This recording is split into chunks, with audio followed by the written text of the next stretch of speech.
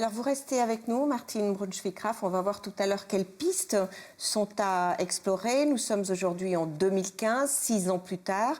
Maria Bay, Eric Bello ont tenté de savoir quelles traces a laissé cette campagne contre l'interdiction des minarets. Vous allez le voir, les fronts se sont plutôt durcis.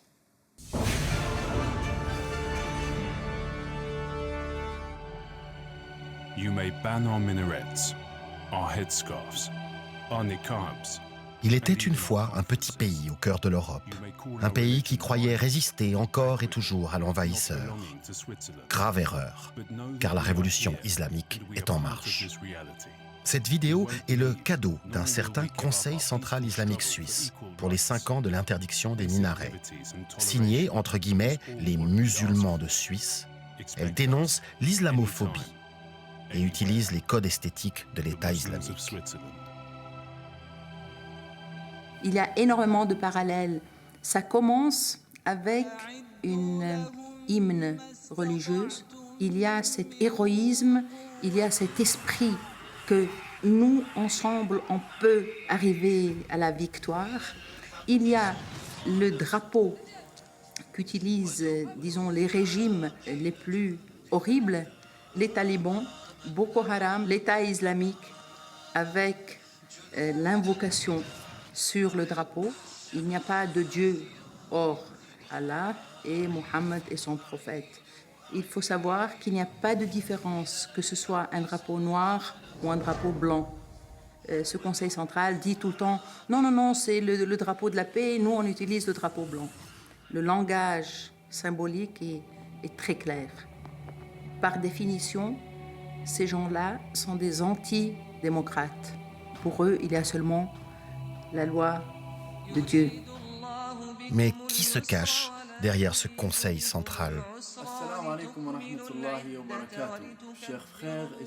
Un certain Nicolas Blanchot, un Suisse converti au salafisme. Une doctrine ultra rigoriste qui prône un retour à l'islam des origines, celui du 7e siècle. Ses adeptes affectionnent le couvre-chef, à l'image du prophète, la barbe et la moustache rasée. Assalamu alaikum wa rahmatullahi wa barakatuh.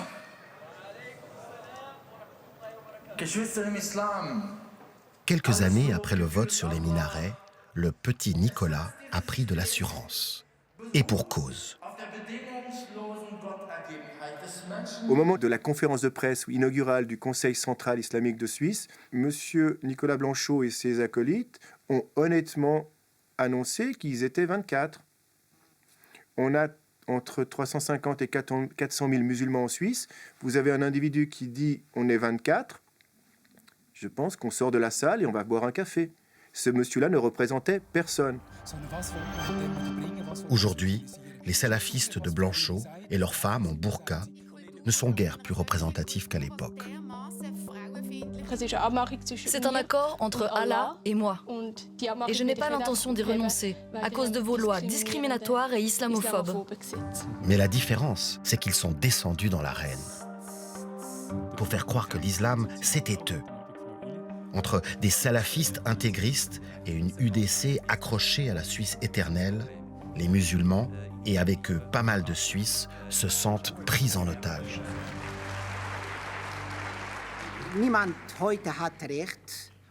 Aujourd'hui, personne n'a le droit, ou plutôt la légitimité, de parler au nom de tous les musulmans de Suisse. Une telle structure n'existe pas. Ce soi-disant conseil central n'a de central que le nom. C'est un conseil fantoche. Je l'ai toujours dit, c'est un conseil fantoche qui ne représente personne. Il essaie juste d'instrumentaliser les problèmes internationaux en disant « Regardez, les musulmans sont brimés, ils n'ont aucun droit, partout l'islamophobie, etc. » C'est ce qu'ils essaient de faire, mais ils n'en ont pas le pouvoir. Les salafistes ne représentent qu'une toute petite minorité à l'intérieur des musulmans de Suisse. Leur capital, c'est créer une atmosphère de peur. Ils travaillent d'ailleurs de la même manière comme la droite. Ils ont besoin de la peur. Mais la droite aime aussi qu'il y ait les extrémistes pour pouvoir utiliser ces méthodes de stigmatisation. Et dans ce sens, on dit que les extrêmes se touchent. Et moi, je dirais qu'ils se complètent aussi, parce que l'un dépend de l'autre. En 6 ans, depuis la campagne des minarets, les fronts se sont durcis. D'un côté, des intégristes, nés chez nous, de l'autre, l'UDC qui brandit l'épouvantail de l'islamisation de la Suisse. Le parti a d'ailleurs fait de l'islam l'un de ses thèmes prioritaires en cette année d'élection fédérale. Ceux qui disent que le combat que nous avons mené en 2009 était absurde n'avaient pas encore pris la mesure de tout ce qui est arrivé depuis et de tout ce qui va arriver dans les 20 à 30 ans. Nous sommes clairement, qu'on le veuille ou non, dans une confrontation civilisationnelle. Et c'est juste de savoir si nous aurons la force spirituelle pour résister à ça. Si nous n'en avons pas la force, eh bien nous disparaîtrons, comme d'autres civilisations avant nous. Un conflit de civilisation. Le clash. Après le coup des minarets, le comité d'Egerkingen se lance désormais à l'assaut de la burqa, déjà interdite au Tessin en 2013, tout comme en France et en Belgique. On ne change pas une équipe qui gagne, et l'initiative fédérale, c'est sûr, va ratisser large. Est-ce qu'il faut l'inscrire dans la Constitution ou pas? Ça, c'est la question. Moi, je ne pense pas que la Constitution soit un bottin de téléphone où il faut inscrire n'importe quel détail. À titre personnel, j'estime que la vie en Suisse, la vie épanouie en Suisse n'est pas compatible avec le port d'une burqa.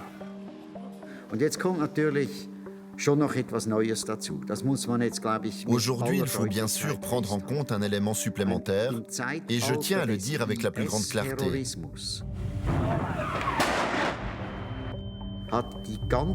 Avec ces terroristes de l'État islamique, il est normal qu'on protège la population suisse d'individus qui dissimulent leur visage.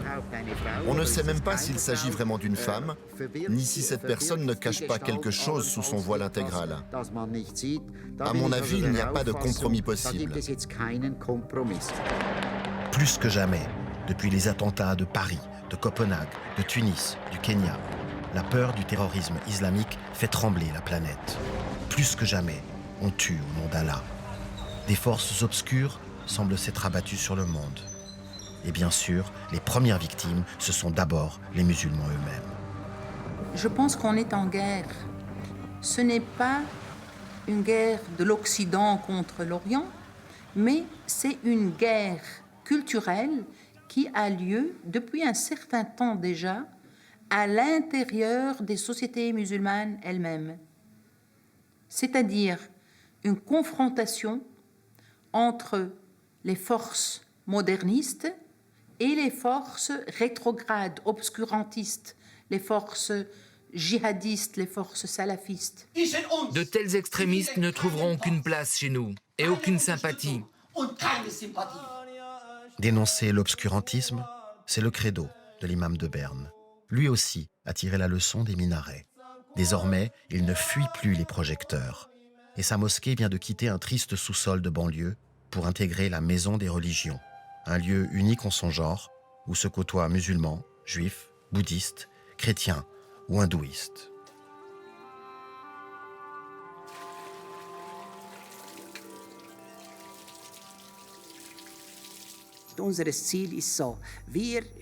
Notre objectif, la première priorité de notre concept, c'est d'essayer de libérer l'islam des forces rétrogrades. C'est ça notre objectif. L'engagement de Mustapha Mehmeti lui a valu le titre de Suisse de l'année 2014. Mais pour les intégristes, il serait plutôt l'homme à abattre. Ils ont vandalisé son ancien lieu de culte et prononcé une fatwa contre sa nouvelle mosquée. Selon eux, une mosquée dans la Maison des religions est une hérésie qui ne serait pas halal, qui serait illicite.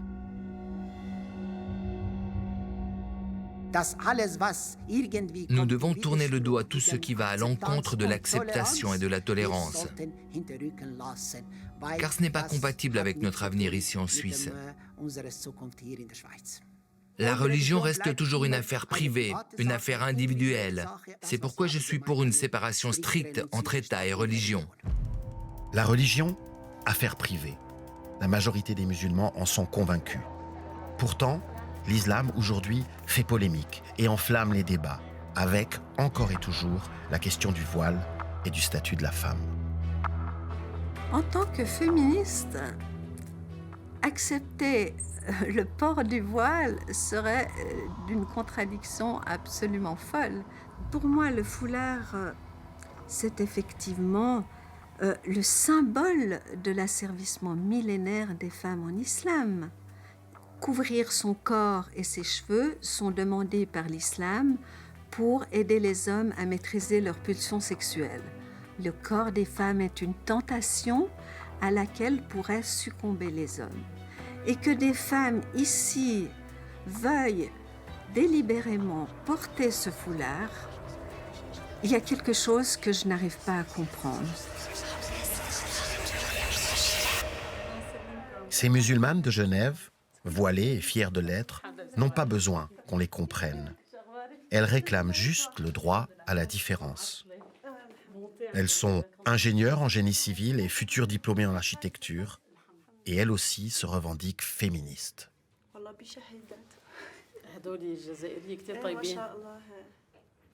Pour moi, le port de foulard, c'est un choix, et un choix très personnel, là où j'affirme ma liberté, tout simplement. Est-ce que le voile est une obligation ou pas? C'est une interprétation de chacun. Moi, je dirais que c'est une obligation, comme moi je le vois dans l'islam. Il y a une autre personne qui va vous dire que ce n'est pas une obligation. Je respecte son avis, je respecte son choix. Elle doit aussi me respecter mon choix. Déjà, la condition de la femme n'est pas facile, même ici en Suisse. J'ai déjà vu beaucoup de femmes qui ont eu des difficultés professionnelles parce qu'elles sont femmes. Je ne vois pas pourquoi on interdirait à une enseignante de porter le voile. Pourquoi la femme qui défend sa liberté et sa égalité à l'homme, on lui crée une barrière, une condition pour être acceptée? Pourquoi? Si vous mettez des lois comme ça, c'est comme si vous incitez les gens à être racistes avec les gens différents. Dans notre cas, c'est le voile qui est différent, mais il y a aussi d'autres différences. Il n'y a pas seulement la femme qui porte le voile. Aucun doute, dans notre Suisse aux racines judéo-chrétiennes, le ton est monté d'un cran, y compris entre musulmans. Je fais très souvent cette expérience que des femmes qui portent ce voile me considèrent, moi, et les autres femmes musulmanes qui ne le portent pas, comme pas musulmanes, comme pas assez musulmanes, et un peu insolentes, nous avons moins de valeur à leurs yeux. Moins de valeur? Dans les pays musulmans, le voile est devenu la norme, présent jusque dans les défilés de mode. Chez nous, la majorité des musulmanes le réservent pour les cérémonies, à la mosquée. Mais la vérité est que le débat du voile occupe de plus en plus le devant de la scène. L'islam n'est pas voile. Il y a un seul endroit dans tout le texte coranique qui dit que les femmes du prophète doivent cacher leur poitrine. Et c'est tout. Ici, en Suisse, on est très souvent très naïf, avec beaucoup d'associations de musulmans qui pratiquent la religion en tant que programme politique. Ce sont eux qui demandent le voile, ce sont eux qui demandent le burkini à la piscine. Mais qu'en pensent ceux qui, par tradition, incarnent le combat pour les droits de la femme? Silence.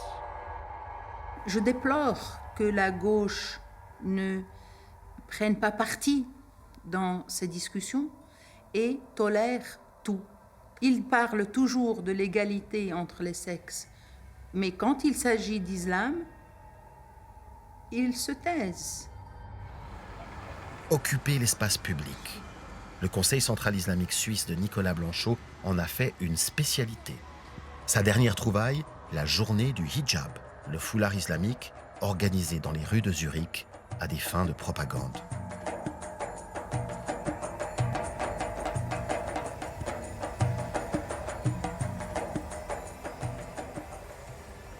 Dans plusieurs villes de Suisse, comme d'ailleurs en Allemagne, en Autriche ou en France, on a aussi vu apparaître des distributions gratuites du Coran. une action menée par les salafistes du groupe Li, un prosélytisme agressif.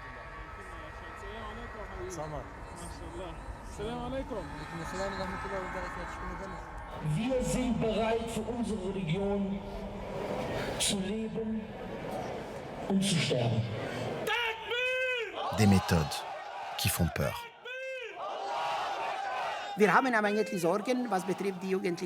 Nous nous faisons du souci pour la deuxième ou la troisième génération de musulmans, parce que nous sommes dans une situation difficile avec tous ces événements internationaux. Nous avons peur que ces problèmes infiltrent nos cercles. Il arrive que les jeunes soient en difficulté. Certains sont en échec, pas de job, pas de formation, pas de perspective. Ils pourraient alors être des cibles idéales pour certaines idéologies, de fausses idéologies. Il y a des liens entre ce qui se passe là-bas et ce qui se passe ici, c'est une évidence. Il y a une épée de Damoclès qui est sur la tête des différents pays européens depuis 10-15 ans. Et ça risque même d'être renforcé avec le nouveau contexte international. En 2009, le choc. La Suisse interdisait les minarets. 6 ans plus tard, en réaction, une centaine d'organisations de jeunes musulmans ont vu le jour en Suisse.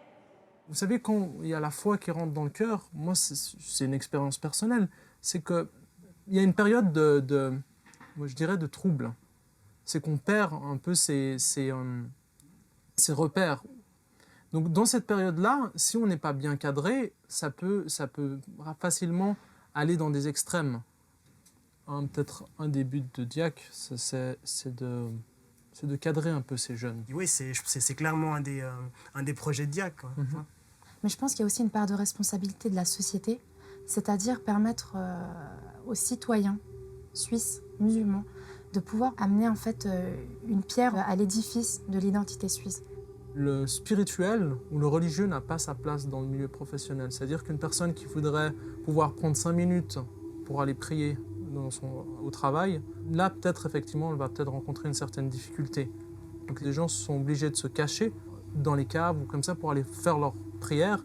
Et là je trouve effectivement que c'est triste, dans le sens qu'on ne leur donne pas à disposition une petite salle où les gens peuvent y aller, prier et revenir au travail. Est-ce difficile pour un musulman de vivre en Suisse? Non, ce n'est pas difficile. Si quelqu'un, pour différentes raisons, ne peut pas prier 5 fois par jour, il peut simplement regrouper ses prières. Dans la foi, il y a toujours des alternatives et des échappatoires. Une foi sans alternative, ce n'est pas une religion. C'est la différence entre les forces rétrogrades et les forces progressistes. C'est pourquoi, en tant qu'imam, en tant qu'association, en tant que mosquée, nous devons proposer des alternatives à notre communauté et non pas compliquer la situation ou pourrir le climat. Pour nous, c'est ça qui est important. Ma conclusion aujourd'hui, c'est qu'il faut, en caricaturant un petit peu, arrêter de parler d'islam et de musulmans et parler de citoyenneté. Encore faudrait-il peut-être repenser aujourd'hui en 2015 quelles sont nos valeurs et c'est quoi l'identité suisse aujourd'hui.